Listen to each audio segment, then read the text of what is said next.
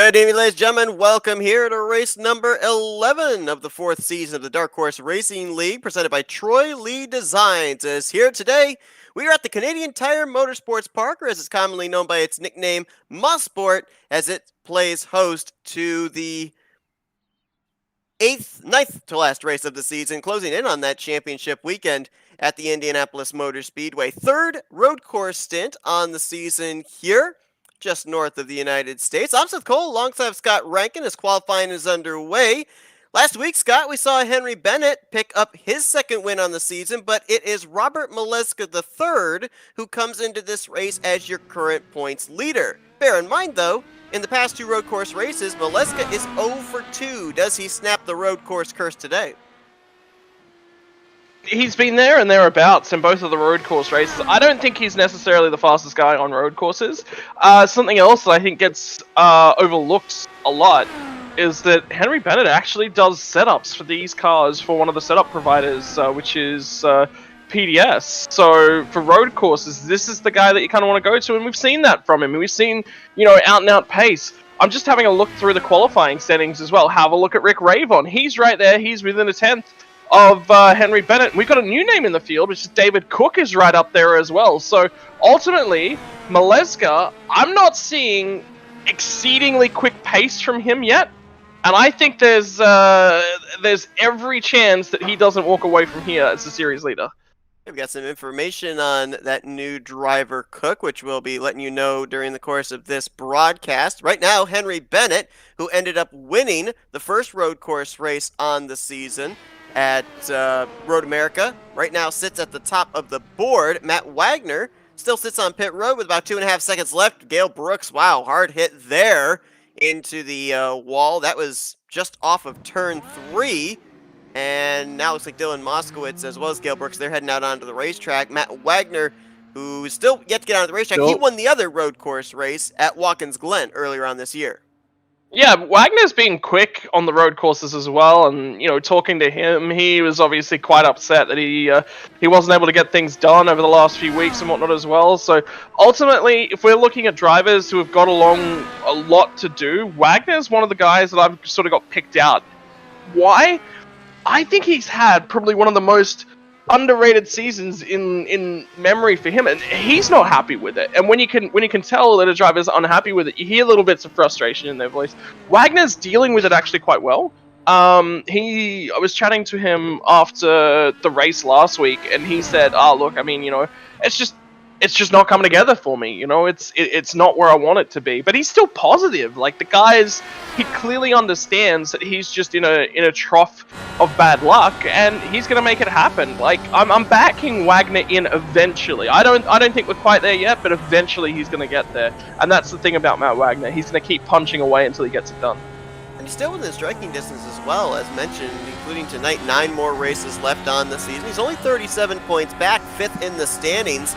And after we didn't have Rick Ravon in the field last week at Gateway, right now the top 4 only separated by 22 points. Maleska III, the points leader. Bennett only 2 points back in second. Nick DeGroot right now very much in the picture as well, 9 points back in third, and Rick Ravon dropped 3 spots from the points lead, obviously, not making the start last week. He's 22 points back. Now, as you mentioned, Rick Ravon in the field here tonight currently sits in second. He's feeling about 70%, of course, battling the COVID virus, but nice to see him back in the field, and he really knows the importance of the points that he has to get. So we'll see if he's going to be able to last the entirety of this race, but credit to him for sticking it out here tonight, realizing that he's in that championship picture, and so he's got to be here every single week. 100%. Even if all he comes out tonight, he just turns and just gets points. Like, that is an important note from Rick Ravon. He's just got to be out here. He's just got to be turning laps. He's just got to make sure that he gets himself in. Matt Wagner was out on track, fails to set a qualifying time. He is going to be starting outside the top 10. 13th, where they've got him on the board here for this race. As Henry Bennett is going to claim the pole position. That is his 3rd pole on the season, and he'll be looking for his 3rd win on the season here at the end of these 52 laps. Let's take a look here at the starting lineup for this race, as it's going to be Rick Ravon alongside of him. New driver David Cook will be starting in the third position alongside of Charles Teed, and Jim Brooks is going to bring up the top five alongside of the defending champion Robert Maleska III. 52 laps here, going to be obviously a rather short one. You consider the length of the road courses we've been to in the past. This doesn't take them very long to get around this racetrack, anywhere from about a minute and 12 seconds with the fast laps we've seen laid down here in practice. So with that being said, I think it's safe to say that pit road is going to really play a huge factor into the outcome of this race, especially for the drivers up at the front. Look, I mean, it's going to play a factor when they come in terms of traffic as well. Traffic's going to be a big factor at some point tonight, whether or not it's early, whether or not it's late, is sort of going to be part and parcel of everything that's going on. So, look, I mean, end of the day, anything could happen. At the other side of things, it's a road course. We're not here, pushing and turning left, turning right, most of the time through. So, hey, look, it's going to be a rough night for a lot of these guys that are just going to have to take their beats and just accept it. Maleska is one of those. He's very potentially going to lose his championship lead tonight. That can't be understated, because that does things to the mind as well. And I just remember back to Road America, Maleska was there and thereabouts. He was quick. He was attached to the lead group. He was doing everything he needed to do. And then he just catches the grass, spins the car, fires it into the fence. He's done. Right? That is so crucial to a championship. And at this point in the season, if all he'd done was kept himself in the server, grabbed 8th, 9th, 10th, he'd be well and truly clear at the front at the moment. But he's not. And that may come back to haunt him.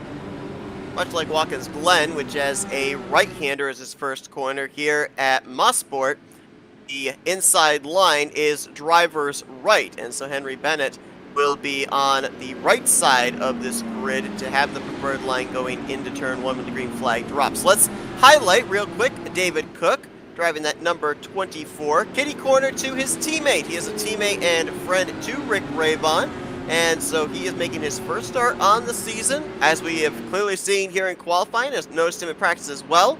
Very fast, and got names for their race cars here as well for their team. You've got Gould Charge for the number 2 of Rick Ravon, and now with David Cook in the field, Norton Spirit going to be rolling off from the third position.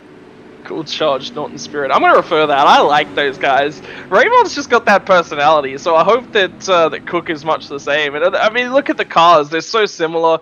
Look, to be perfectly honest, you can tell that Rick Ravon's having the time of his life this season. Every single time that we've spoken to him, he said, win's coming. It'll happen. I'm enjoying myself. How great is the racing out here? I'm really having fun. And that is a sign of a driver that is in his element, and he's having a strong day in terms of things. So, look, to be perfectly honest, I've got every bit of faith that that Ravon's going to roll back off this week. Things are going to be back to normal. I'm worried for his stamina. That is definitely going to be where he falls down. Over a 50-minute race, I think, is where he's going to be weakest. He's certainly showed that he's good. He's quick over the single lap during qualifying. If he can keep it together tonight, and he can, obviously not let things affect him too bad, he's just got to attach himself to Henry Bennett and just make sure things play out the way that he wants.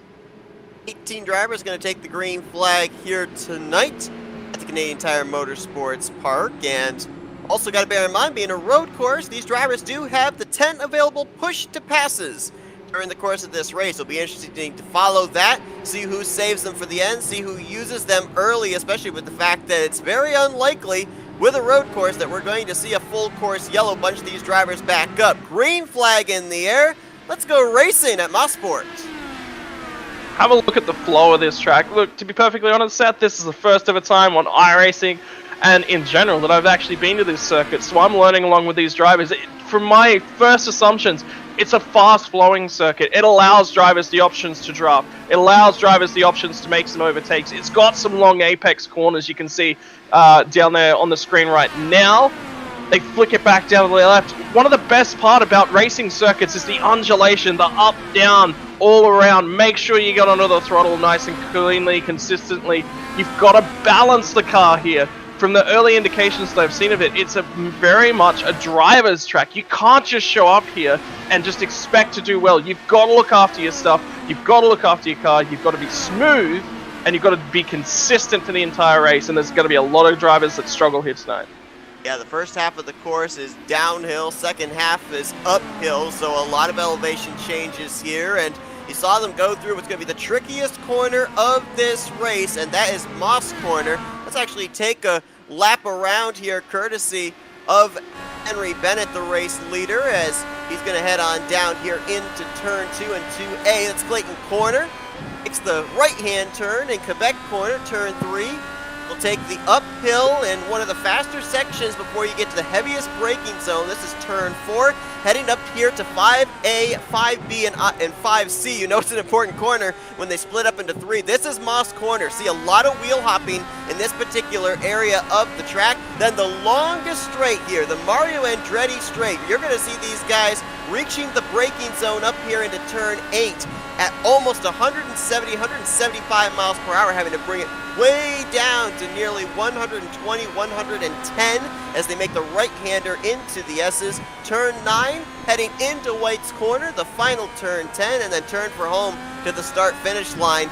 Turn 10's got to be a trouble spot for these guys, especially with the fact there can be a lot of wheel spin, depending on if you go into a lower gear. But Moss Corner, that is the place everybody has to be aware of, because it takes you by surprise. You don't expect that wheel hop, and there's just no time to react.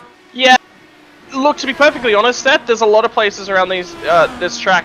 So one of the things about open wheeler cars is that they generally have very stiff suspensions. They're a very low to the ground car. They don't have a lot of room for that suspension to activate. So, and because the body is so small, the body itself is very, very stiff. It transfers. And what I say by stiff is basically there's no cushioning really. What that does to the car is it transfers the load very quickly from right to left on the car. That is why formula cars in particular handle so well, is because they have very stiff suspension. Stiff suspension, great for keeping the wheel in contact with the ground, except in very rough circumstances. This is one of the circumstances where you run a softer setup. You want the wheels to remain in contact over heavy bumps. You want them to stay in contact with the road surface when that suspension is quite heavily activating. A softer setup will do that because it will take in the load that's being put on it as it comes over some of the crests and some of the jumps that are bumps, sorry, not jumps, I'm thinking motocross, right around the circuit. So that's what the drivers, that's what Henry Bennett would have been doing with the setup, because he does the setups for the series. Now, in terms of things, this is a tricky track.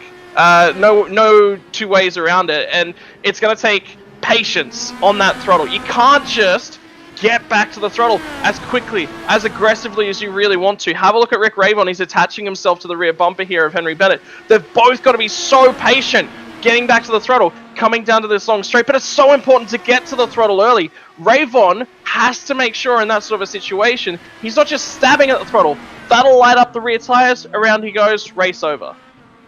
So far, we've had 2 incidents down near the same vicinity. Charles Teed having trouble over in Clayton Corner, over in 2 and 2A, and Mike Tellier just had an issue over there in Quebec Corner, turn 3. This is a home track there for the Canadian Mike Tellier, who's hoping to do well in front of his home crowd, but a bit of a bumpy start here 5 laps in. You just mentioned him and immediately had another half spin, so caught that one up. He's having a rough night. Like I said, I think it's a lot of smoothness. You've got to really get the measure of how good the grip is underneath the car before you can really stab at it. And you can't stab at the brakes at any point throughout the night. Oh, actually, that's incorrect. I'm thinking more of like a stock car style braking analogy there. Formula cars, they've got high downforce and the low weight. Normally what that means is, again, in combination with the stiff suspension, they transfer weight around the car very, very quickly. So it gets the weight to the front of the front wheels very quickly when you jump on the brakes. That means you can actually stab a little bit harder than you normally would in other styles of cars on the brakes.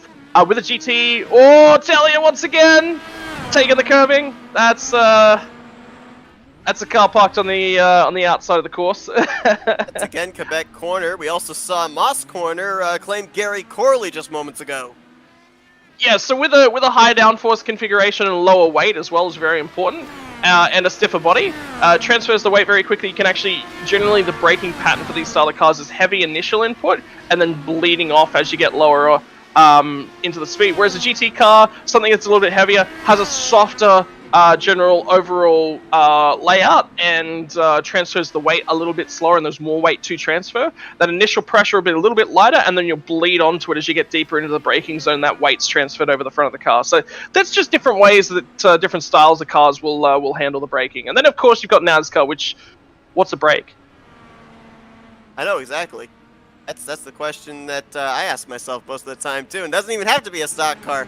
Boy, we got a lot of drivers having troubles. Eric Peterson just had trouble over in Moss Corner.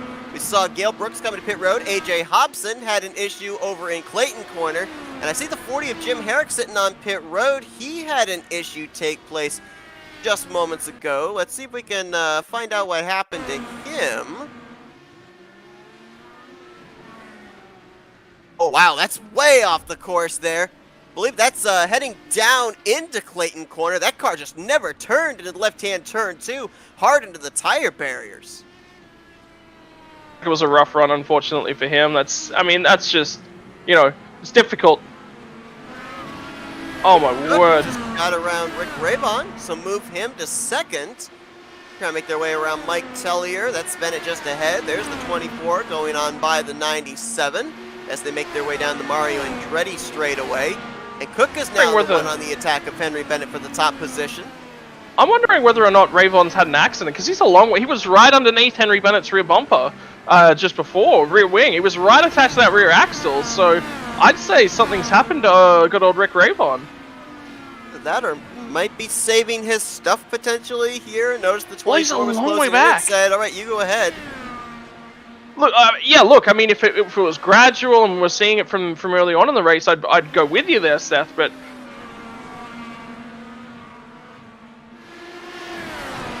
I'm curious. At pit road, after the issues we've seen them have, Tellier right now, as we saw, go a lap down on track, and Bennett just had an issue. It was before getting into Moss Corner, and he just lost the lead, drops from the lead back to third. Okay, so you might actually be right, Seth, because it was actually over the course of like a lap and a half that Rayvon fell off the back end of things. And it was a lap car that was causing the issue there, so... Look, I mean, you got to navigate traffic, you got to navigate them cleanly and consistently. I don't think it's really going to hamper Bennett too badly, because he's still attached to these guys, but he's lost somewhere in the realm of 3 seconds. 3 to 4, actually, it's a little bit more than that. It's closer to 5 seconds. Now trying to gather that ground back up. There you see him about maybe 4 car lengths off the bumper of David Cook as Rick Rayvon goes to the point. Was going to mention a number of drivers on pit road here in these first 10 laps, including Gail Brooks, Gary Corley. Brooks is still on the lead lap. Corley just fell a lap down. Oh, Mike Tellier with another issue. That's down into turn 2 again. Boy, Clayton Corner. That seems to be a trouble spot for a lot of drivers. It's a heavy braking zone because you're going downhill, carrying a lot of speed from that front straightaway off of turn 1. The car just wants to run on there, so you've got to brake a little bit earlier than you really think as well. These cars actually pull up relatively well, so look, there's a whole bunch of different things going on. Just having a look, I'm pretty sure the tyre compounds aren't going to play a huge... Oh no, wait, we don't have tyre compounds, it's the older style IndyCar. My mistake. These guys actually only have the 1 tyre compound throughout the race. If it was the newer IndyCars, there is 2 different tyre compounds to get them through the race. So, that's part and parcel of things. But obviously with the DW12, that's not so much of an issue. Charles Teed with an issue over there in Moss Corner. Again, though, the likelihood of a full course yellow coming out, slim to none with how spaced out the field is right now, and the likelihood that a car is going to be sitting in the middle of the track with oncoming traffic. So drivers that have mistakes here early, they've got to use the rest of this race to try and combat it and get a decent finish out of the day, as Mike Tellier on pit road. If you make a mistake late in this race, there's just no time for recovery.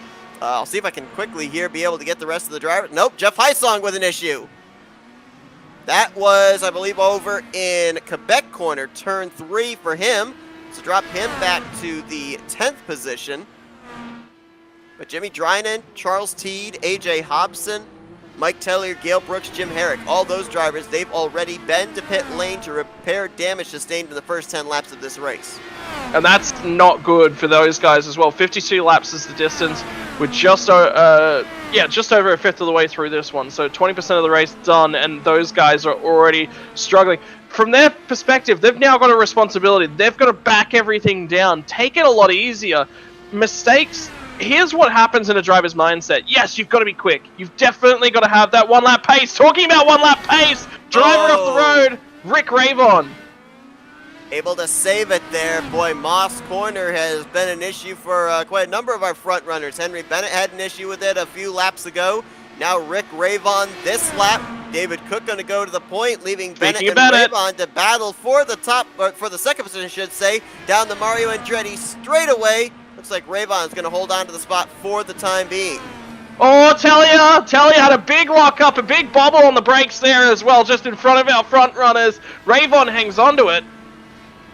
I'm not 100% sure if Henry Bennett was happy with that one, because to be perfectly honest, Ravon kind of held him up a fair way, which is only playing into the teammates' hands. We might actually have, for the first time this season, a team to take it to De Groot and co. So I think this is interesting, playing on from next week when we head back to the ovals, when you get teammates working together.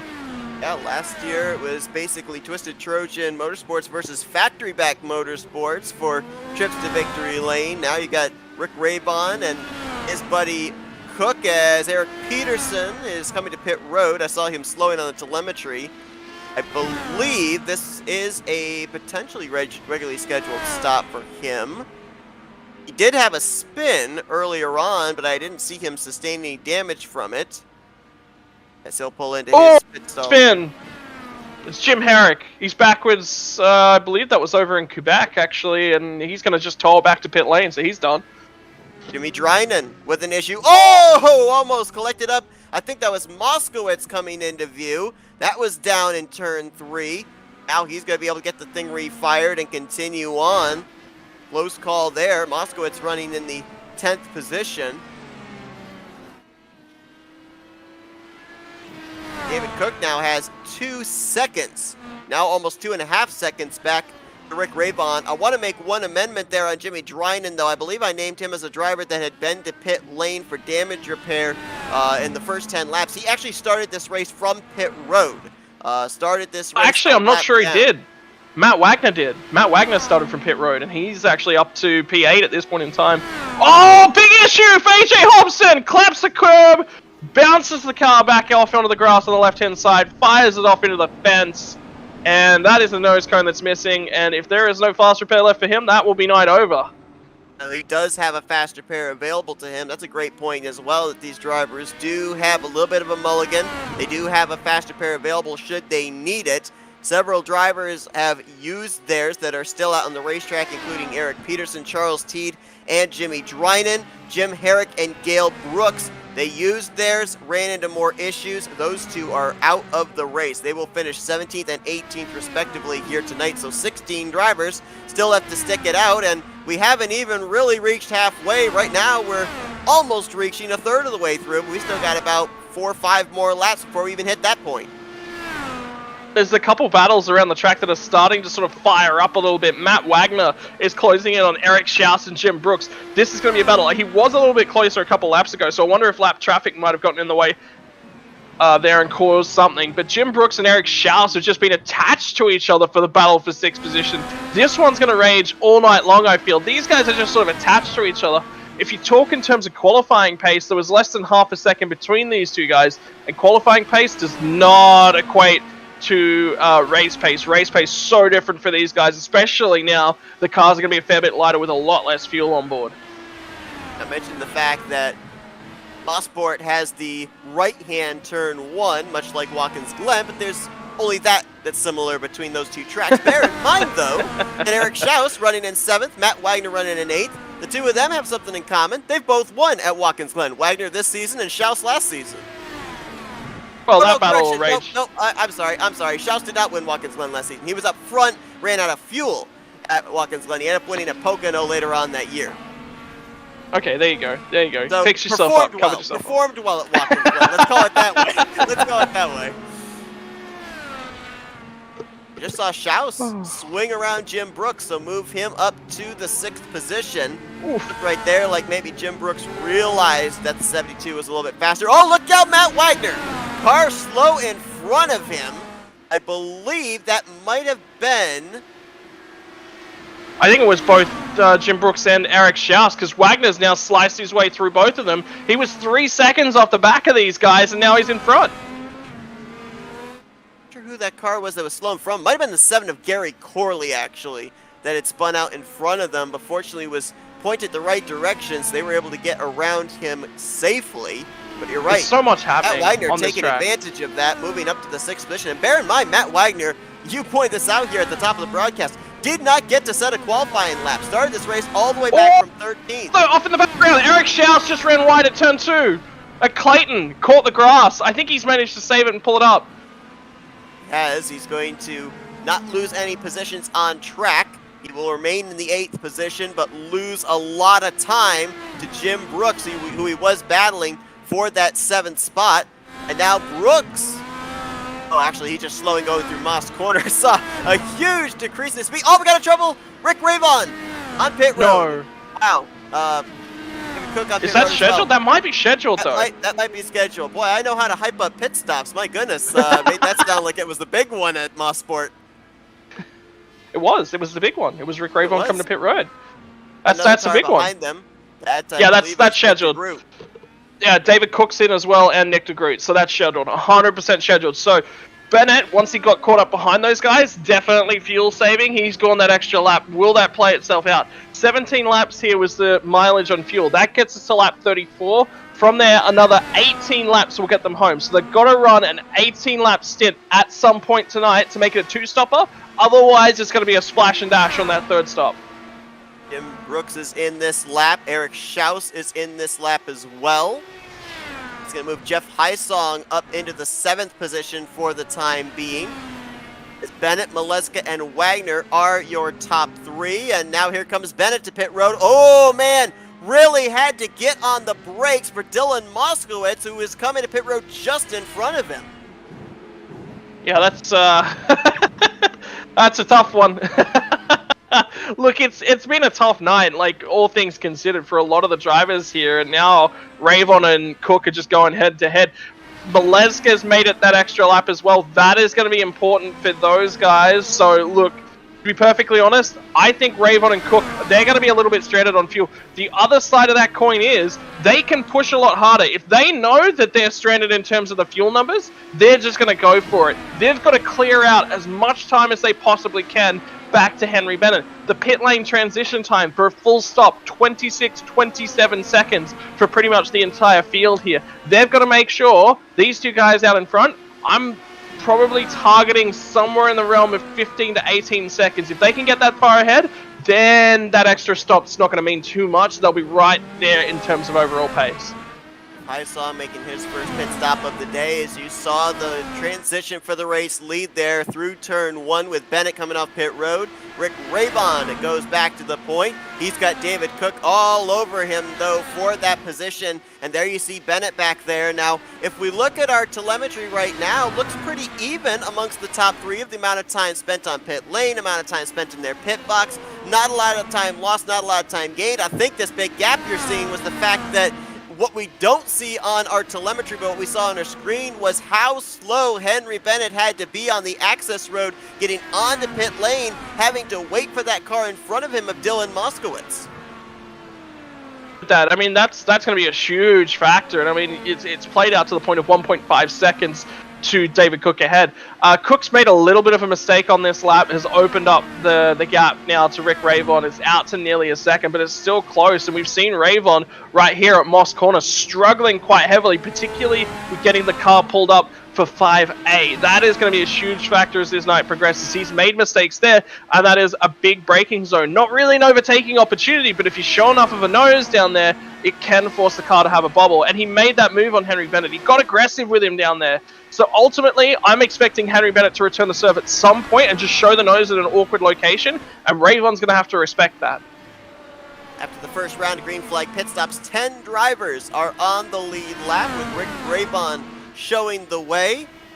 20 laps about to be completed here at Moss Sport. David Cook in second. An exchange for the fourth position. Bennett third. Nick DeGroot just got around Robert Maleska the third. I believe that pass was made over in turn 10, the final corner, coming onto the front straightaway. So move DeGroot up another spot inside the top 5 and drop Maleska back to the 5th position. Just keeping an eye on things. I think Wagner's closed about 2 seconds out of these guys. So right now, that doesn't mean a huge deal. But over the course of the entire race, that's going to be a massive amount. And I can tell you what, Matt Wagner has gone 1 lap longer than just about everyone else bar Maleska and Henry Bennett as well. So that's going to be a key factor for the race tonight. So I got to ask you, for those guys that decide to stay out that extra lap, now they could go the strategy of 17 laps for the second stint and then 17 laps for the final stint. Does that one extra less lap gain you any type of advantage except for maybe a little less time on pit road for fuel? I mean, well, it's not a little bit of less time on pit road for fuel, because if they have to come down for an entire one extra stop, that's 10 to 15 seconds they're losing for anything. So they can be a lot more patient. They can be a lot more cautious. Now, the one bad part about running that one extra lap is that your tire wear is going to be a little bit higher. But if you're fuel saving, generally that means you're a little bit more conservative on the tires as well. So ultimately, I don't think there's much of a difference, especially if you're attached to somebody's rear bumper. You can really use that draft to your advantage. Henry Bennett right now, in his mind, he's just watching the 2 guys ahead of him. He's got to remain quick. He's got to keep his pace in the same realm as those guys ahead of him. He can't just fall away from these guys. But if he can just stay attached, he can just keep an eye on them. Should something happen, he's right there to pounce. He's in the best position of the race. I think for both Maleska and Wagner, they're happy to let that happen as well. Charles Teed back to pit road, the 50 machine, and he's made the right-hand turn into the infield. Day done for Charles Teed, who had such a great run last week at Gateway, and looks like he will be finishing out the evening in the 16th position. Nope, correction, it will be 15th, as AJ Hobson just now retired from the race. He will be 16th in tonight's finishing results. And it's been a difficult race. It's been a race of what's the word? Of attrition? Yeah, that's the one. Yeah, it's been a race of attrition tonight. You've got to keep your car clean. I mean, we saw Tellier struggling, and Tellier's a good enough driver. He's been there. He's not been... To be perfectly honest, if I was out there and in the field, I would quite regularly probably put myself right about where Tellier's been most of the way through the season. It's a difficult track. It is a very difficult track, but it's fast and it's flowing, and if you can get that balance down, it's good. But you've also got to be consistent, and a lot of the drivers have been, yeah, they've been quick. They've had flashes of brilliance and flashes of speed here tonight, but motorsport is just such a testing track, and you know, you've only got one real breath of fresh air on the whole lap. So look, I mean, these guys have got a tough ask ahead of them, let alone dealing with fuel numbers, let alone pace, let alone trying to make overtakes, dealing with lap traffic. There's so many different things that can just pop up throughout a course of a dark horse race. That these guys have done a phenomenal job to get as far through this race as they have, as close together as they have.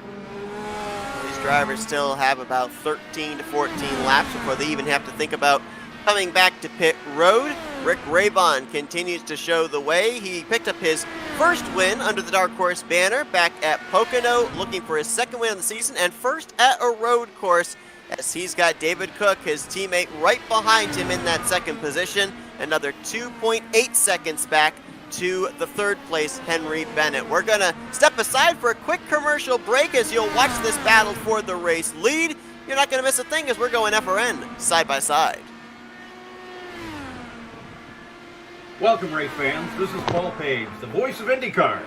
And today we're excited to present another IndyCar event brought to you by the Dark Horse IndyCar Series.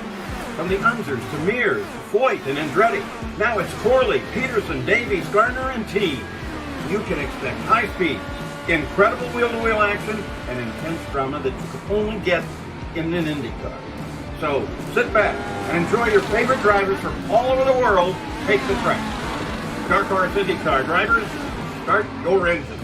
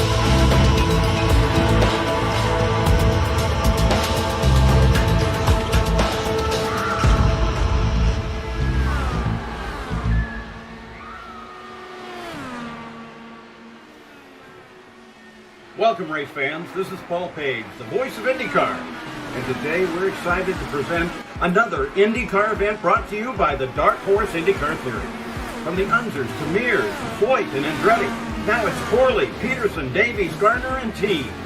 You can expect high speed, incredible wheel-to-wheel action, and intense drama that you can only get in an IndyCar. So sit back and enjoy your favorite drivers from all over the world take the track. Dark Horse IndyCar drivers, start your engine.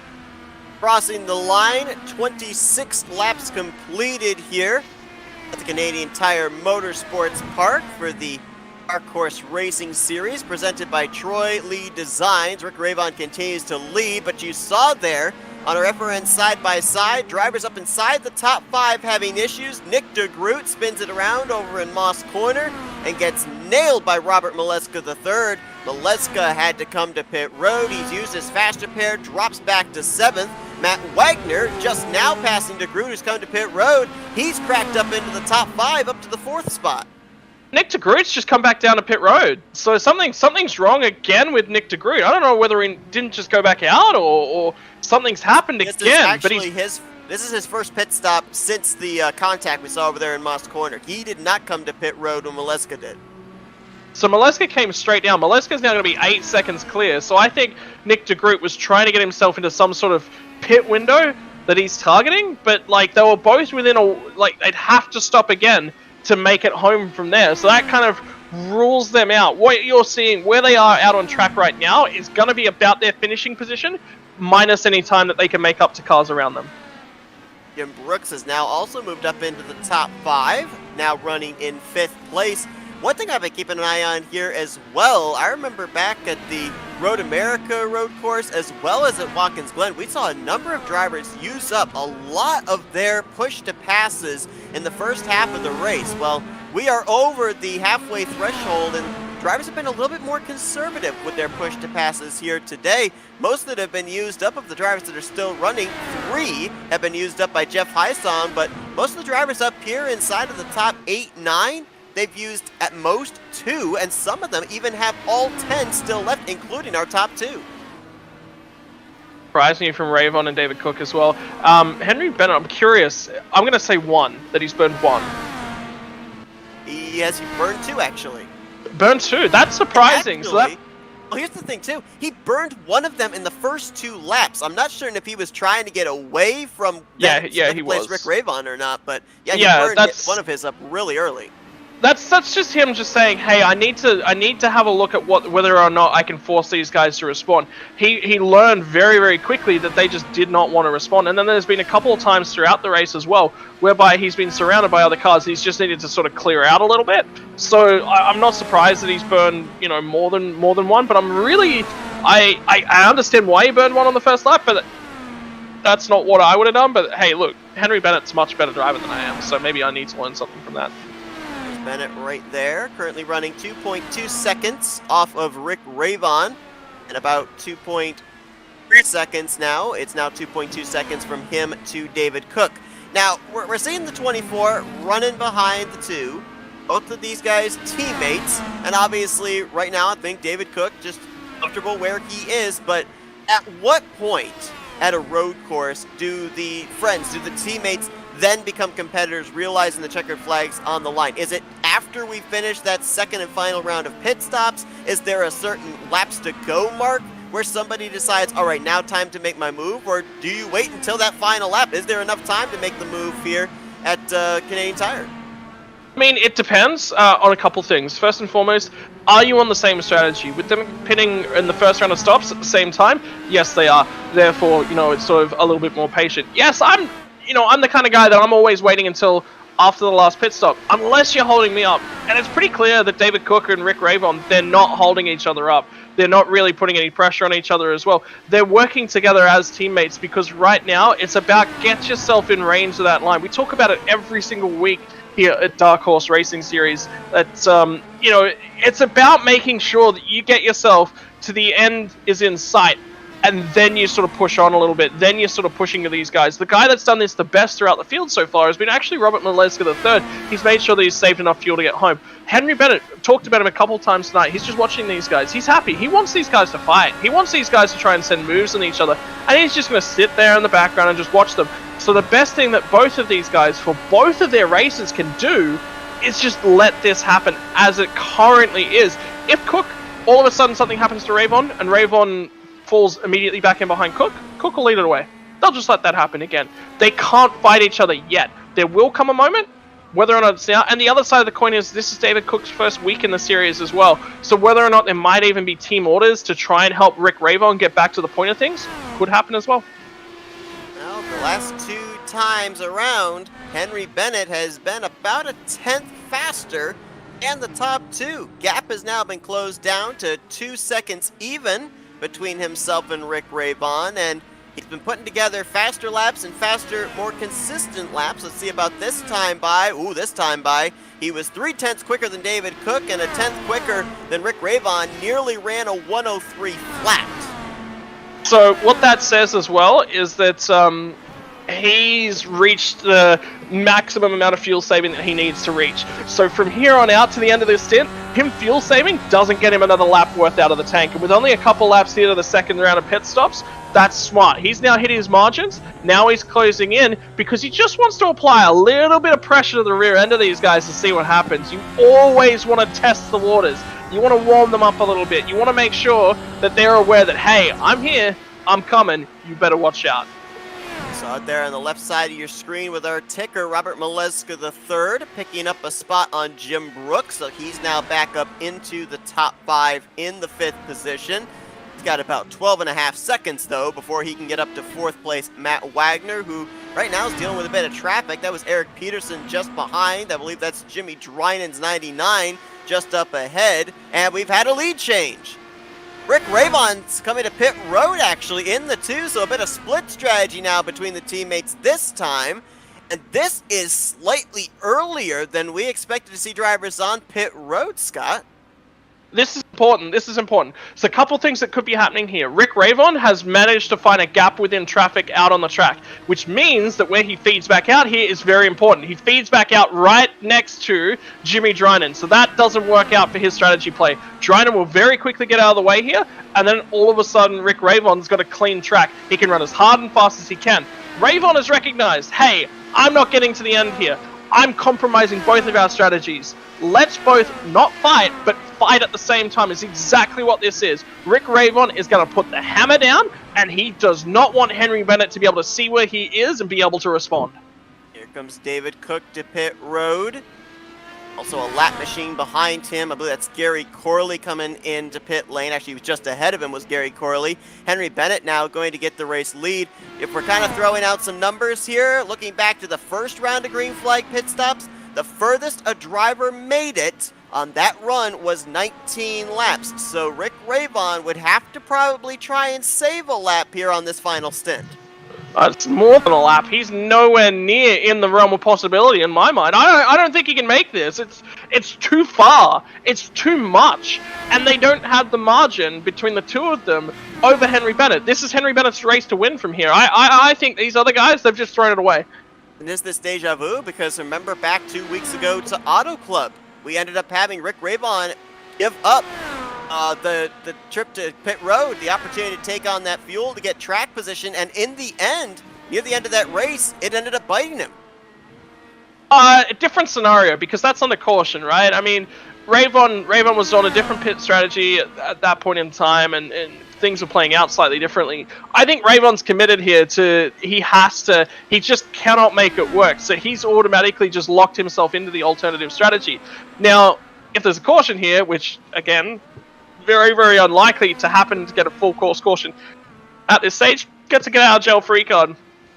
The problem with that is he's handed the race lead over to David Cook. If he can sit here in behind it, well, I mean, the other side of the coin is he's now running in David Cook's wheel tracks, and they haven't had to reverse position out on track. They did it at the pit cycle, so it's possible. It's very improbable. A question mark on whether Rick Rayvon will be able to make it to the checkered flag. We've got two drivers that we know for sure are going to have to pit in the next lap or two, including our race leader Henry Bennett. The other would be the 18 of Jeff Hysong. And there's a couple of drivers that are going to have to also pit before the checkered flag. Robert Maleska III and Nick DeGroot both pitted outside of the fuel window to be able to make it the rest of the way. And as you point out, there is your race leader Henry Bennett coming to pit lane. This time didn't have a slower machine or a lap machine in front of him when he came to pit lane, so it'll be interesting to see what the gap's going to be now between himself and the two teammates of Cook and Rayvon. And have a look at the gap between Cook and Rayvon as well. It's been 0.7 of a second. And remember that they reversed positions in that pit lane cycle, and Rayvon was ahead by 2 seconds, effectively. Or it was 2.5 seconds over Henry Bennett. He's going to feed out right alongside these guys. That's them coming through turn number 1 right now. He's going to be ahead of him. Oh, wow, that's close, setting down into Clayton corner. A little too close for comfort there, as swinging around driver's left. David Cook's going to go back to the top position, but Bennett is right there, and he's actually split the teammates up.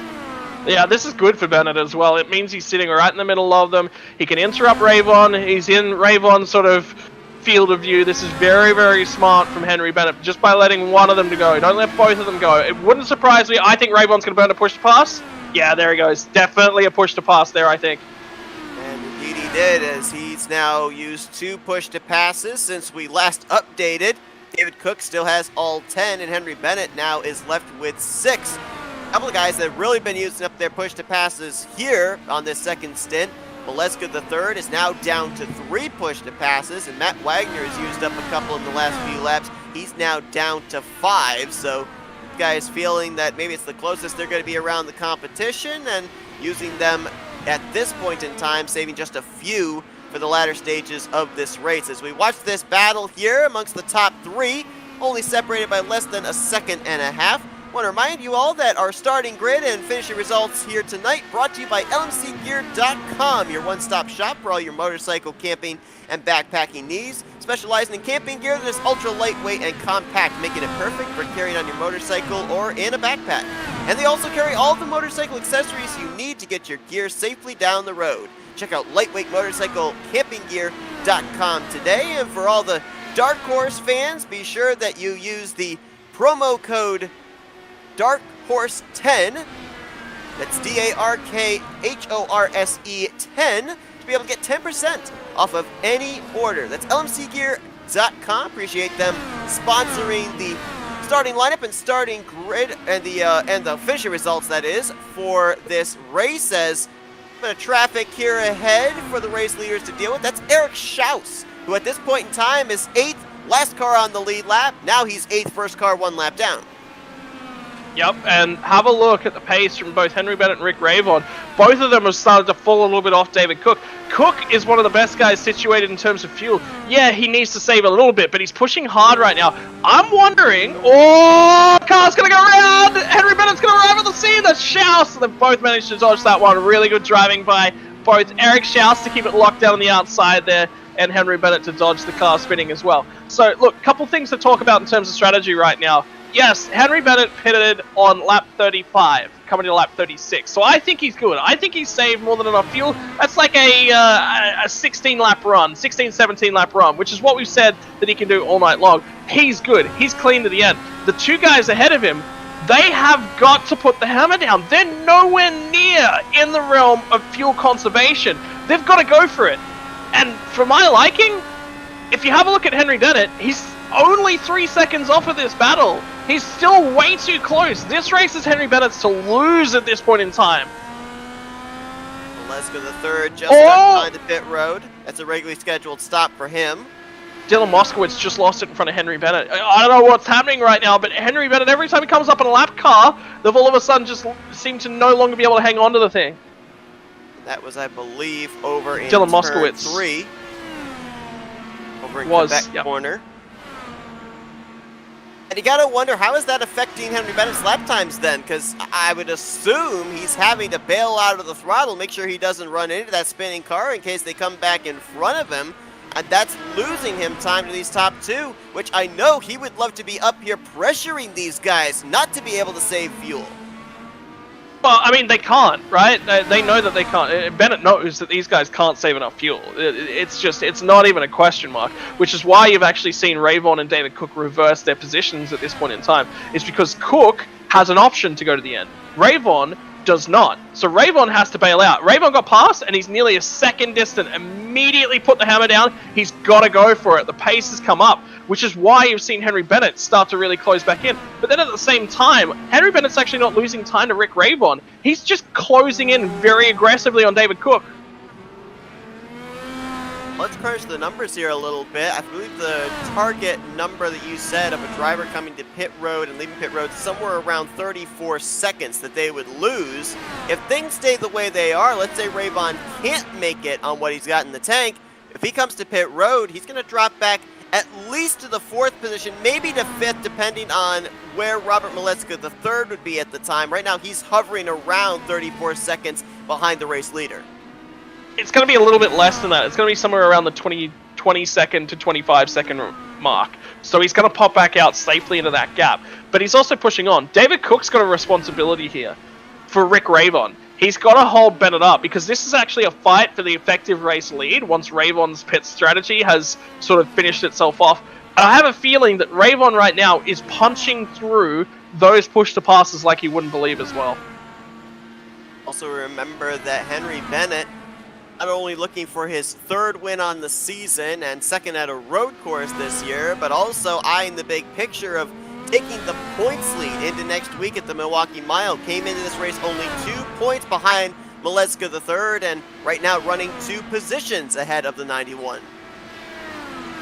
And that's so important, is to go into, especially at Milwaukee. Such an interesting track, can be very, very difficult to get overtakes done. The draft and the aero wake effect is so strong at that track that, you know, it's going to be difficult for these guys to get control of the field. So this is important for Bennett's championship hopes. And this is, look, if Rick Rayvon wanted to select a week to get a championship ally on board, I think he's picked the right one. I would agree with you, who right now is under fire from Henry Bennett for that 2nd position. And just remind everybody here as well, obviously the Indy cars don't use the classic NASCAR point system. They use the IndyCar system, so 2 positions does not mean 2 points that Bennett has over Maleska. Right now, I believe Bennett has actually led a lap, but let's assume that neither of those drivers have led a lap. With where they're running right now, Bennett would be the recipient of 35 points, Maleska would be the recipient of 30. So that is 5 points that Bennett gains on Maleska, so he would have at least 3 points over Maleska heading into next week. Okay, well, let's also throw another spanner in the works, and let's say Rick Rayvon can't make it on fuel, which we're both confident he can't, right? Right. So let's shuffle him back to 3rd place and shuffle Bennett up 1 extra position. And I can guarantee you that Henry Bennett has led a lap, so he gets the bonus point there. So there's some extra points to throw into the equation. If things then, let's get to the end of the race, Rick Rayvon slots into P3 and Henry Bennett picks up P2. That is the championship lead. And it may be a moot point now. Maleska on pit road, and this cannot be a regularly scheduled stop for the 91. No, this is regularly. This is regularly scheduled because remember he's out of sequence because of the accident with DeGroot. Right, but he also, I thought, made a pit stop just a few laps ago. Really? Okay, all right. My apologies. So this is interesting. Not exactly sure what. He did. You're right. You're 100% correct. He was in the pits on lap 39. So this is an extra stop, and he's already burned his fast repair. I'm really confused about that. I mean, what would have led to him having to make that extra pit stop? I'm guessing it's... Oh, his front wing was 5 kinds of messed up and 6 kinds of sideways. Ah. Of course, this is definitely a track where you need that downforce, especially, I would think, over there in turn 2. We've seen a lot of drivers have issues there with Clayton Gordon. Yeah, it's actually Clayton Corner. He's just run wide at Clayton Corner, spins the car on the grass, and fires it into the inside barrier after collecting the outside barrier. Actually, sorry, it's just the outside barrier. And it's on lap 41. So that is huge. That is a huge points chunk that he's going to lose to Bennett. And again, to your point... He's back into 9th. To your point, we can't solidify Henry Bennett in the 3rd position right now. I mean, we can make assumptions of what the points gap is right now with where they currently run, but there's every likelihood he's going to pick up at least 1 more spot before the checkered flag, maybe 2, and be up there in the race lead to pick up this win. And when I was crunching the numbers with where Maleska was at the time, with Bennett in 3rd and Nick DeGroot in 5th, if they finished that way and then they moved respectively up, if Rayvon and Cook come to pit road, then it's +8 for Bennett. If he finished 2nd, then +15 for Bennett if he finished with the race win. So it just continues to increase. Yeah, it's not looking good, and that's a big margin. He can't afford this, Maleska, because he's got, I think there's another road course left in the overall margins as well. So look, I mean, you're gonna have to keep an eye on things. This is not good for Maleska's championship hopes. Last season, by this point, he had basically one hand on the trophy. He was so dominant. He was all over things. Not the case at the moment. That margin to Henry Bennett is only 2 points in the championship. So this is definitely, basically, Maleska would have to finish the position immediately behind and have led a lap, and that's just not going to happen from here. No, it is not, and right now he is in a battle with his teammate Jeff Hysong. I think he actually just picked up that spot from Hysong, moving his way up now to the 8th spot, and he's just going to spend these last 8 laps trying to pick up as many positions as he possibly can. He's got about 20 seconds to make up before he gets to Eric Shouse in the 7th spot. You know what? I'm just having a quick look through the points set. There are 3 guys that are attached at the top of the standings by 9 points separating them. Maleska to DeGroot is 9 points. The battle right now, every position that Maleska gains is gold, because these are positions he may not necessarily lose out to Nick DeGroot, but him and Nick DeGroot will be on near identical points. It's a good point there. Nick DeGroot right now running in the 5th position. And I mean, bear in mind, you know, you talked about the tear that Maleska was on last season. 10 trips to victory lane. So far this year, he's only found victory lane 4 times. None of them have been at road courses, which he had a number of road course wins of those 10 victories last season. Had that performance that finished him out of the race at Road America, did not make the grid at Watkins Glen, and now it seems that here today at Canadian Tire, road course is once again his Achilles here in Season 4. But as mentioned, I mean, next week we go to the Milwaukee Mile, we go to Twin Ring Motegi the following week. I mean, these are places where he could definitely mount a comeback, work his way up through the points again. So even more important here to get every position, every bit of points available here in these final 6 laps. I'm curious, Seth, tell me the push to pass scenario for Maleska, because right now he is he's just over a second back off Jeff Hysong and Jim Brooks, merging the 2 guys together. Jim Brooks is 3.5 seconds up the road from him, so there's a shot here for Maleska if he's got those push to passes available. Right now, out of the drivers that are still running, he has the fewest. 2 push to passes left for the 91. And what has Jeff Hysong and Jim Brooks got? Hysong currently sits at 5 push to passes. Jim Brooks, all 10 still available to him. So I'd say Jim Brooks is actually not going to button bound, which I would say means that he's got effectively none available to him. But then again, Jim Brooks hasn't been in a situation so far the race where he's really wanted those push to passes. He's got the opportunity here though to defend. I'm hoping he's got that button bound, because if he can manage to maintain the margin to Robert Maleska and beat him overall, that is a huge impact here for Maleska's championship hopes. And if Maleska, right, he's got a long way. He's made a mistake on this lap already. He's dropped a few seconds back off of Jeff Hysong. Hysong's just gunning it away from him. There's an opportunity here for Hysong to gather up onto Jim Brooks. If they fight and they hand the positions back over, that is the difference between 2nd and 3rd in the championship for Maleska at this point in time. You know, we mentioned the fact that he's really kept his nose clean here today, which has played a big part into him running as well as he is, but he's also laid down some really fast lap times and some very consistent lap times. Matt Wagner has been the driver that has worked his way up through the field the most, 13th to the 4th position right now for that 11. Pit road to 4th position. And it's about consistency for Matt Wagner. He hasn't put a foot wrong, and that's really what it's been about. He's driven quick, yeah, sure, but he's driven consistently. If you have a look at pretty much every other driver in the... Yeah, I knew that was coming from Raven. Yep, I wondered when. We had him projected about a lap and a half short. And this will be interesting to see where he pops out in relation to Matt Wagner. There's an opportunity for Matt Wagner to go toe-to-toe here and potentially grab another spot, and this could just basically signal potentially the death of Ravon's championship hopes. Wagner's 10 seconds, less than 10 seconds back, and coming out of pits runs you all the way down to turn 3 before that momentum loss actually finally catches back up to you. If it comes down to those two in the battle for the final spot. Wagner's in as well. He is indeed. I was going to say he had 4 push to passes left. Rick Ravon had 8, so Ravon would have the advantage, but Wagner on pit lane. And again, this has me perplexed because I had him good to make it the rest of the way. Yeah, I'm starting to... David Cook's in. Here comes Cook. Okay, here's a possibility. All right, and I know that this is something that happened to me in last year's Watkins Glen race as well, where I saw drivers hitting a lot sooner than I was expecting they were.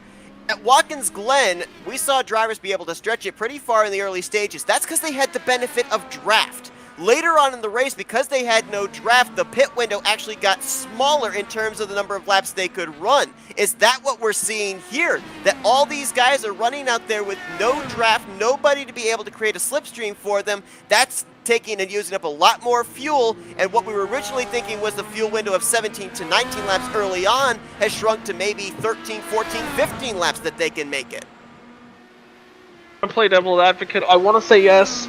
Now, I do want to say yes in the fact of an oval standpoint, but this isn't an oval. The clutching, the ability the drivers have to save fuel around a road course is so much stronger because there's so many more corners that you can clutch on your way down into them. The time loss on a road course as well is much, much smaller.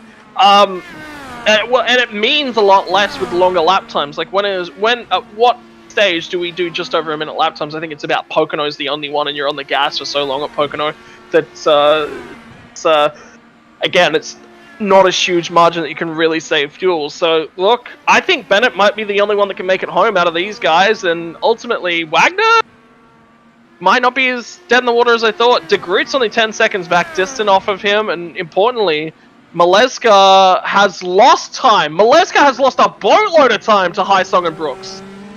Right now, back in the 9th position is Maleska, and his last lap time, 106.0, Seth. 106.0. That's 3 seconds slower. He's at risk of losing another spot to Eric Peterson. I'll tell you what, if Henry Bennett is saving fuel, then good on him, because right now, with seeing the 2 and the 24 dive into pit road when they did, Henry Bennett, by my calculations, is half a lap short. So we're going to have to see here as he takes the white flag if he's going to be able to make it back to the checkers. Here's the thing. He's got an 18-second margin. If you were to run 18 seconds slower, you would burn so much less fuel that it wouldn't matter. So I think Bennett's good. I think he's got it covered, and I think Ravon and David Cook just did their math wrong, and that's going to be what ends up deciding the race in that stage of things. Oh, I've got to keep my eyes on Maleska, though. That is so important to me, is where this guy finishes, because he ran a 105.2 on that last lap. So I think he's safe to Eric Peterson, but only just. So whatever happened, however he missed his braking marker, there's definitely still some floor damage to that car, actually. I can see it. Well, at Watkins Glen, we ended up having only 4 drivers finish on the lead lap. That's Nick de Groot in the 5th position, just ahead of Henry Bennett. Looks like 5 drivers will be on the lead lap here as Henry Bennett, 3rd win on the season, back-to-back victories for the 007, and 2nd win on the year at a road course as he takes Canadian Tire Motorsports Park here today. Yeah, what a race from Henry Bennett. Controlled it the whole way through, knew what his fuel numbers were, knew where he needed to be, knew how he needed to get himself there. I'm wondering why he's battling here with Nick de Groot. Like, this is just not even, there he goes. He's finally rolling all the way out of it. He didn't need to fight that one. Ultimately, Nick DeGroot is still turning his laps there, Henry. Let him run, buddy. The thing I love, Henry Bennett is British, but if we take a look here on the front of his race car, he is donning Canadian maple leaf right there on the nose of his race car. So how about that, getting into the spirit here, being just you go north back of the far border enough, of the Seth. United States. We're all British. I mean, you make a valid point. We're not all Canadian, though. Well, I mean, yeah, true. Canada, more French colonialism, but hey, look, we're all. You know what? Let's not get into that. Henry Bennett picked up his first win of the season at a road course back in the second race on the schedule at Road America. Followed it up with a speedway win last week at Gateway, and here today, easily going to take the points lead into the Milwaukee Mile as he gets to burn it down the front straightaway here. Just a short little burnout there for the fans at Moss Sport, as he's going to be picking up his third win on the year, which moves him to second on the board for most wins on the season here in Season 4. Taking a look here at our official finishing results from today's event. There's a couple of comeback stories in this one as well, if you consider the fact that Nick DeGroot had that major contact over in Moss Corner with Robert Maliska III, was still able to finish up inside the top 5. Matt Wagner didn't get to set down the qualifying lap during the Q session and was able to work his way from 13th up to 4th. And you've also got a couple of guys that we saw facing the wrong direction, spun out, in Eric Shouse and Jeff Hysong. They bring it home in 6th and 7th place. Yeah, Nick DeGroot in particular, what a run from him. I mean, that incident right in front of Maleska, I definitely feel there'll be a post-race penalty probably applied to Nick DeGroot there because he didn't check his relative. He just merged straight back out into traffic and ultimately affected another driver. So I expect him to lose the place there. Potentially gets put down. See, it's a difficult one because he's the last car that lands on the lead lap. If he gets a post-race time penalty, and that's the only penalty he receives, he won't actually lose another spot. He will maintain his position. So there'll probably be another penalty applied in that instance. It could be a points penalty, which will be really interesting for the championship standings as well. I'm trying to remember. I'll go back and look, but I don't think that there was a single road course race that Maliska III finished outside the top 5 last season. 9th place here tonight. We already documented his struggles at Road America, and you talked about the fact that there is one more road course stop coming up later on this season at Long Beach. So, boy, you got to think that he's looking for some road course redemption when we get there, because the road courses have not been kind to him this year. I mean, Long Beach is a difficult one as well. It is. From Maleska's point of view, the mistakes that I'm seeing him make are in the longer format style of road course races. It's not the first pit stop. It's in that second to third run. So it's being... he's quick. He's definitely got the pace to be there and thereabouts. He doesn't have the consistency. And that is just a mind-blown style of effect, because this is the guy that won so many races last season. This is the gold standard in terms of how many times he's won within a season, right? This is the guy that if you're going to say, hey, look, I need to beat somebody, I need to come out here and I need to be as quick and as consistent as, it's Robert Maleska. He was leading the championship come here tonight, and mistakes are what's cost him. Not small mistakes either. When you look at, now you take away 2 road course races and 2 major mistakes at road course races, guy would be comfortably leading the championship, no questions asked. But those are 2 major mistakes that have ended races for him from a champion. Well, not ended races, but being very close to ending races in both aspects. So that's huge, and that's something that he's really got to all of a sudden settle back down, and he's got to pick up the pieces, man. Go to Motegi. This is a guy he's got a lot of work to do, because he cannot afford another finish like that at Motegi. Absolutely. Oh, sorry, at Long Beach. Saw down to 14th place Mike Teller. He was the last car to finish. Teed, Hobson, Herrick, and Gale Brooks finished out of the race. And I'm just going to bring this up. I know that this has no reflection on the drivers, because I guarantee you they have turned laps here in the past at Canadian Tire Motorsports Park. But there are a lot of new tracks that were added to the schedule here that were not on the schedule back in Season 3. So I might have thrown these guys a little bit of a curveball in that respect, but And again, too, it's a road course. You never know what's going to happen. Sometimes it's your day, and sometimes it isn't. And if you have a good day, you want to keep the momentum going. If you have a bad day, you just look to next week to try and mount a comeback, get back those points that you may have lost. But how about a driver that turned his first laps in a dark course race car here tonight? Let's see if we could talk with our third place finisher, David Cook.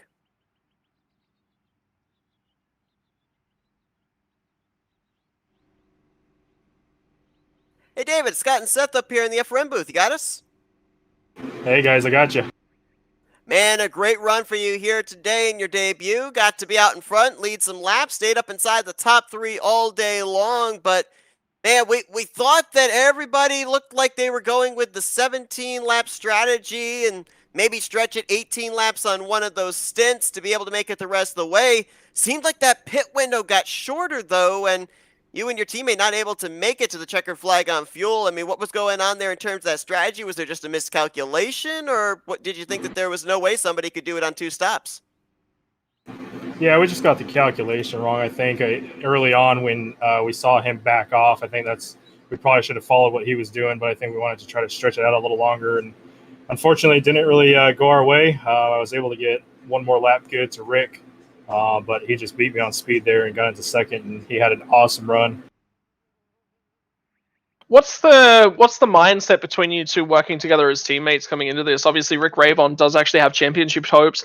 Unfortunately, with his health and what's happened over the last couple of weeks, he's fallen a little bit of way back. But our team order is going to play a factor there. No, there's no team orders. I mean, Rick is, fast as all heck, so he had me on speed, no problem there when he was out front. And after that, it was just when I came out of the pits the last time, it was third was good enough, and I didn't really have a good enough run going down the straightaway to make a pass. So it was, him second, my third, and I think we're plenty happy with that. Canadian Tire is obviously a very fast road course. We saw a lot of drivers have a lot of difficulty. Clayton Corner, Quebec Corner, they claimed a couple of cars. Of course, Moss Corner always seems to be a difficult part of the road course. Where was the struggle point for you? Where was one of the places early on where you had some issues and tried to remedy that as the race went on? Yeah, probably Quebec Corner for me. It was very twitchy, especially on the opening laps there, and it almost caught me out a few times. So it was just really working on that corner for me, making sure I didn't make a mistake and loop the thing and make a big idiot out of myself. But I think we did okay after a while there. Just made a few fine adjustments to how I was doing my steering input into the corner, and after that, we were okay. Well, congratulations on a great debut here in the Dark Horse Racing Series. Third place here tonight at the Canadian Tire Motorsports Park. David, we're now going to give you the opportunity for some thank you sponsors and shout-outs. Cool, yeah. Well, first of all, thanks to Dark Horse for letting me join the league when I did. I really appreciate that. My buddy Rick, he's such an awesome guy, and I just thank everyone and all his friends and stuff for keeping him going during that really hard time. And my mind was on Rick a lot this past week, and so it was hard. We've been racing together for a while now, and he's just such an awesome guy. So thanks to everybody. Well, David Cook's debut results in a podium finish, P3 here at Mosport. Congratulations, David, on a great performance there from Morton Spirit. Looking forward to seeing what you're able to do when we head to Speedway next week, a short track at Milwaukee Mile. Awesome. Thanks, guys, and thanks for the awesome commentary, too. Appreciate you. And let's see if we can now dial up his teammate who finished his second place. Nice to see him back in the field here tonight. Let's talk with Rick Ravon. Hey, Rick, Scott and Seth up here in the FRM booth. You got us? Hello. We got you, Rick. Well, first off, great to be able to see you back out there on track. We continue to think about you. We're hoping that you're feeling better, but man, didn't look like it affected your driving style at all. That car was still fast out there, led a good portion of this race. You bring it home second place, and on the road to recovery in the points that you lost last week. Car looked pretty fast, but just couldn't quite make it there on fuel. We talked just moments ago with your teammate David Cook. You guys had a little bit of a miscalculation.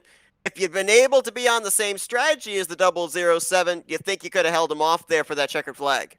This is a miracle to me because I still feel like I'm about 70%, and I really wasn't pushing it too hard. I just wanted to keep it on the dance floor, stay out of trouble, just be smooth and consistent, and maybe through attrition move up, and that was the plan. But to my surprise, we were quick, and I don't honestly know why because I really wasn't pushing very hard.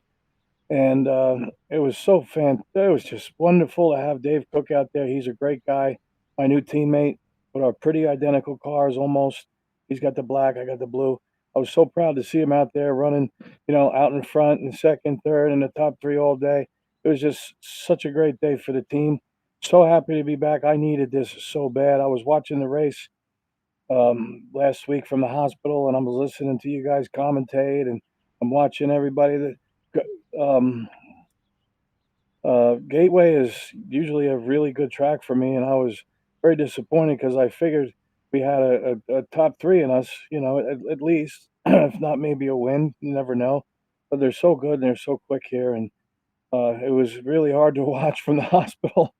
But I'm sorry if I'm forgetting one of your questions. I'm a little bit out of it. Mate, look, Seth and I both said to each other prior to the broadcast, it's so good to see Rick. Like, you're just such an iconic part of this series to us because you were always so full of that energy. And it was, I think you broke both of our hearts last week when we heard you won in the race and what the reason was behind it. So, talk to us about the road to recovery this week. It's been a long week. At what point did you say, yeah, I can definitely do this race? Well, got out of the hospital because the oxygen level came up, and so I didn't. They were thinking of sending me home with oxygen, but I said I really don't think I need it. And I walked around and walked around, and we're waiting for the levels to drop, and they stayed. And they said, "Okay, you know what, Mr. Avon, I think you're going to be okay. We could release you without the oxygen." And I says, "Thank God." And then Monday night, these guys, thank God, God bless them, they threw up a practice session, and that for me, even though I was very, very weak and a little dizzy and just out of it, I said, I got to get back in the groove, man. I got to get back on a horse. I got to get out there and get a rhythm going and just get back into it, man. I just got to do it. This league is too important to me. It's probably the best league that I've ever been involved in as far as the quality of competition and the way it's run and just all of it, man. Dark Horse is amazing, and to be up there and leading the points, even just for a few races, is an accomplishment. And I'm so happy to be here. I was so happy to get back into it and to get some laps under my belt. I think at that point I said, well, if the recovery continues, even if it's a little bit, by Tuesday, I'm just going to relax on Tuesday. But Wednesday, I got to get back out there, get the rhythm going, and just I'm on steroids. I'm on this. I'm on that. It'll help me get through the race. Hopefully by next week, maybe I'll be close to 100%. I hope so. But I just had such a blast tonight. I knew we weren't going to make it. I don't know how Henry does it. I really don't.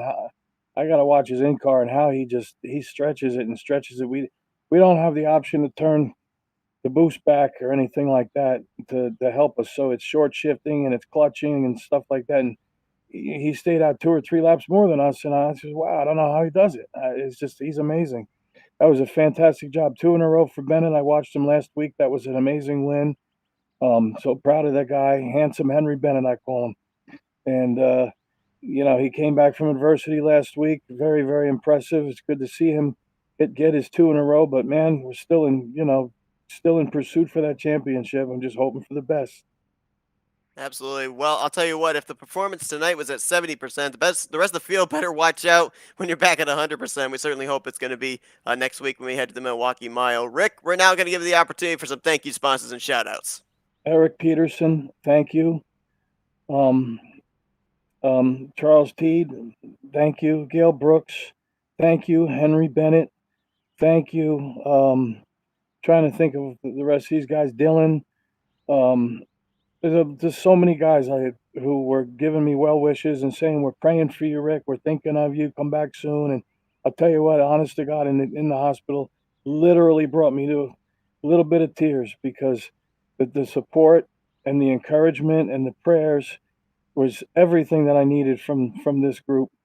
I found a home, baby. I love this place. Thank you guys for putting on this Dark Horse, and thank you guys up in the booth, FRN, and everybody who's watching, all the guys who race clean, the courteous guys who are courteous to the leaders, and this is just, it's run right, man. I've been doing this a long time, and this is the best league. It really is. I'm so proud to be a part of it. Dave Cook, I love you, man. Thanks for hooking up with me. I think we're going to have a lot of good days ahead.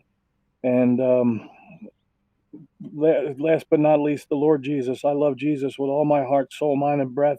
And if it wasn't for the Lord, getting me through this, I don't know what, I mean, I was in pretty bad shape, man. I couldn't breathe. I couldn't think. I was passing out. I couldn't catch my breath. Didn't know what to expect. And the Lord brought me through this. Thank you so much, Jesus. Thank you. Well, here tonight, he brings it home. Second place, the Canadian Motorsports Park. I sounded Australian for a moment there unintentionally. I'm so sorry, Scott. Anyway, Rick no, have another crack. Go again. Let's do it again. Australian accents, everybody. Canadian. Anyway, Rick Raybon, P2 here tonight at Mosport. There, I'll say that in American accent. Is it time for me to introduce our winner? Can you? It's so good to have you back, man. I actually kind of want you to do it. Heck yes, let's do it. I know it sounds cliche, but what the heck? Let's just say it. The man, the myth, the legend, ladies and gentlemen, handsome Henry Bennett, now with 2 in a row under his belt, and here he is. Henry, fantastic job. The one issue is we aren't able to get Henry for post-race interviews. Yeah. Well, he got the introduction of a year. Maybe it's like the summoning. He'll show up next. Anyway, it was fun. Well, great run, Rick. We hope that you continue to get better. Be great to see you back at 100%. Continue to get better, man. We're thinking of you. Thank you so much, guys. I love you guys. You're awesome, both of you guys. Thank you. We love you, Rick. I do. I love that man. He is he's just a gentle, kind, loving soul. It hurt me. It physically hurt me knowing that he got COVID. He's just such a good person. He's such a big part of this league and such an important part of this league. And to miss out on having him last week at a track that he loves as well was just heartbreaking, man. And it hurts me listening to him in pain like that. Because again, he's such a gentle, loving, kind man. Anyway. Yeah, definitely. I agree with you 100%. I mean, obviously, 2 things that we're looking forward to. We're looking to the road to recovery for him physically, and we're also looking forward down this home stretch of maybe seeing the road to recovery of him getting back up there to the top of the point standings as well. That's what he had before he was hit with COVID. We saw him lose the points lead since he couldn't make the grid last week and subsequently dropped to 4th in the point standings. Things are going to get interesting, though, because the point standings are in. With Bennett picking up this victory, he is obviously the new points leader. But now it's 32 points back to Maleska, 33 points back to DeGroot, 34 points back to Rick Raybon. 2nd through 4th are separated by only 2 points. And all 3 of those guys, 2 former champions and the former points leader, they are going to be gunning for Henry Bennett down this home stretch. To be perfectly honest with you, there has been a couple races this season where Henry Bennett has not had the best race. Think back to Pocono, where Bennett and Maleska came together and had an issue when we were trapped laps down. Those guys had probably one of the worst races on memory for Henry Bennett. Robert Maleska's just had a whole series of those. You can say Pocono, you can say Road America. Now you can add Canadian Tire Motorsport Park into that as well. This is not what I expected from Maleska. When we saw him go out at Michigan at the start of the season and dominate in such a commanding, fuel-saving race, I thought it's over. We're just going to be, at the end of the season, we're just going to be saying Robert Maleska III wins this championship back-to-back, dominates the season. These drivers have proved that's not the case. The racing... Here's the thing, Seth. Do you know why all these accidents have actually happened? I would assume the level of competition, more drivers up towards the front with a blanket thrown over them. Yeah, that is it. Because the entire competition is stepped up. We talked about it, I think, I think it was during Backfire Sim Racing Cup a couple weeks ago. What causes accidents within traffic? There is a small percentage that every time you have a car-to-car interaction, that it will result in an accident, right? Over the percentages, eventually that'll happen. When these cars are racing so close together, side by side, multiple laps in a row, overtaking happening nearly every single lap of the season, it's going to happen. For just about everyone in that top 5, it has happened multiple times this season. Actually, top 6, throw Bronson Stafford in there, Gale Brooks, everyone. It's happened to everyone this season. We have not seen the clean, concise, perfect season from a single driver. Full stop. Have a look at how close that championship is. That's the best part about it. Every one of them has made mistakes. They've still had to make sure that they pick up the bag of points that's left over at the end of the night. That is what has been on offer. You cannot afford to have a bad night, leave the server, go do something else. If you want to win this championship, you have a bad night, you hang around, you take an 8. Right. That is, points are important. Consistency is important. If you can't have that consistency, get every point possible, because you don't know what the scenario is going to be when we get to the season-ending Indy 500. Well, have a look at Robert Maleska III tonight. Had an opportunity, ran wide at turn number 2, ended up in the fence, removed the front, massively banged up the front and rear wing, could not continue, had to come down pit road. That cost him 3 to 4 spots, potentially could have still had an option to go further forward if he still didn't have damage to the side of the floors of the car as well. That has cost him such a massive amount. If he finishes P5, he is half of that points gap to Henry Bennett. He is still in with a really, really good shot, and he only needs Henry Bennett to slip up minorly and finish, say, P5 in one race, and he's back there in the hunt for the championship. Now he's got to be more convincing with his victories. He's got to make sure his competition aren't anywhere around him, and he's only 2 points from being outside of the top 3. Well, remember how crazy the racing was when we were at New Hampshire earlier on this season. We ended up seeing 5 drivers lead more than 20 laps in that race. That was the Magic Mile. Next week, we head to the Milwaukee Mile, where we could be in for much of the same. Going to be very interesting to see how drivers are going to react to Henry Bennett's win here tonight. Does Maleska find his way back to victory lane for a 5th time this season? Do we see Rick Ravon back at 100% to pick up his 2nd win of the season? Nick DeGroot looking to be another multi-time winner as well, as all 3 of those guys are going to be trying to close up the points gap that Bennett built over them here tonight at Mosport. Going to be a lot of fun to see, and still a lot of racetracks after Milwaukee Mile before we eventually get to the season finale and crown ourselves a champion. But what a race here tonight.